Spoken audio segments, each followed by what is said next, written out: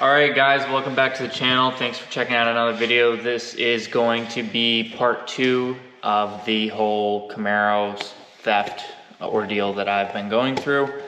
If you haven't checked out part 1 yet, please do so. You will miss, there's tons of information that you should know before I get into this new part. So once again, go check that out and get caught up on everything. For those that have watched it, here's part 2.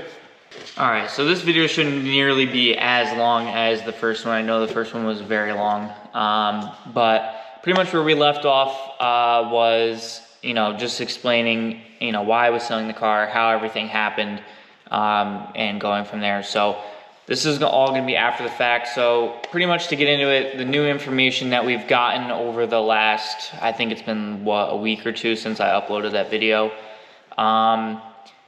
For one, insurance. I saw some comments about insurance.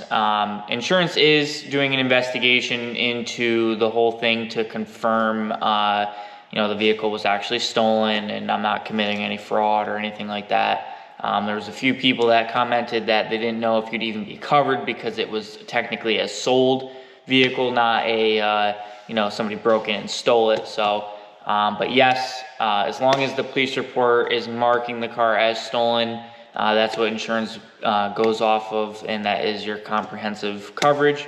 So yes, they are going to be covering the vehicle.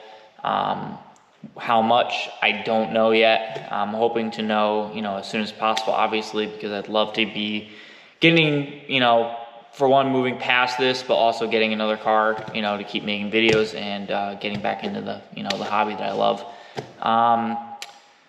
They did take, insurance requested of all of the receipts that I had of, all the work I had done to the car. So it's possible that they are even going to be covering something of that.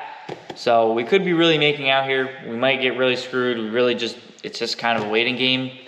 One big thing that came up, the developing of this whole story is, in the previous video, I mentioned that the only reason I even went down to Mississippi to meet this guy was because he had given GM Financial, the lien holder of the car, not a check. He didn't give him a check. They gave GM a checking account number, and GM took that information and took the money from it.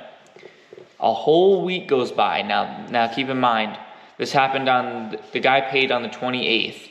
It took all the way till June 3rd to actually bounce and get canceled.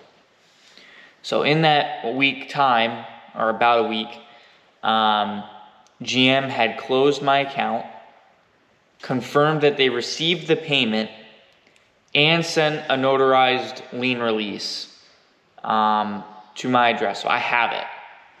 So as far as I know, everything was totally good to go. And then a week later, they canceled it, and now GM is requesting the lien back and claiming that I still owe the money. So that was the big thing in the last video. Like I said, my biggest point was to even going there and going through with this was because the guy paid, 29 and change or 30 grand, which now did not go through. Which is crazy because if you think about it, the guy had requested, he's like, oh, if I pay this much, I really want the car this week. I don't feel comfortable, which, I mean, you didn't even see the car yet. You don't have the car in your possession. Why would you pay, that much, for, to a stranger, without, having the car? So I totally get it. So that's why we went down there, that fast. But he basically knew that if he didn't get it within that week, that check or that that account information would get canceled and it would have never been taken. So the real question is, do I fight GM on this?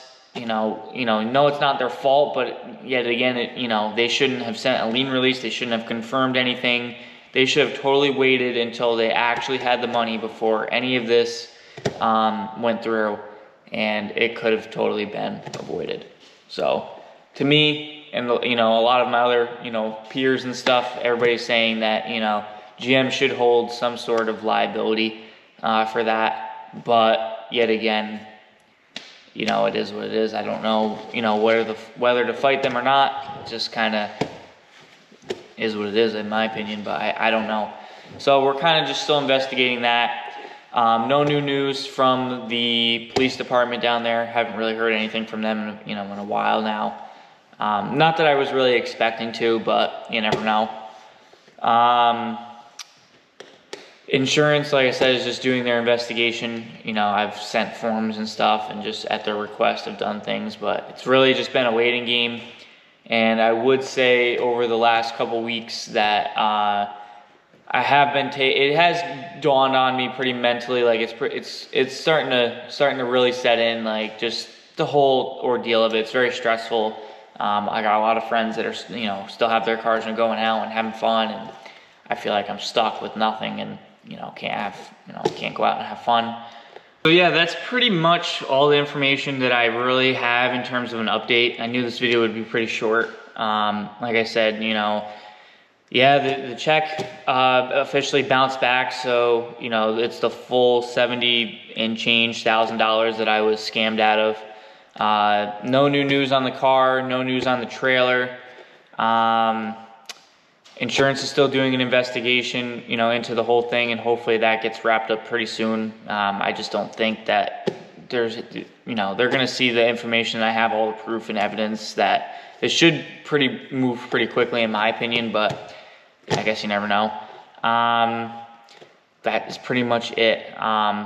Thanks for tuning into another video. I'll try to keep you guys updated. If anything new transpires, I'll make another video just like this.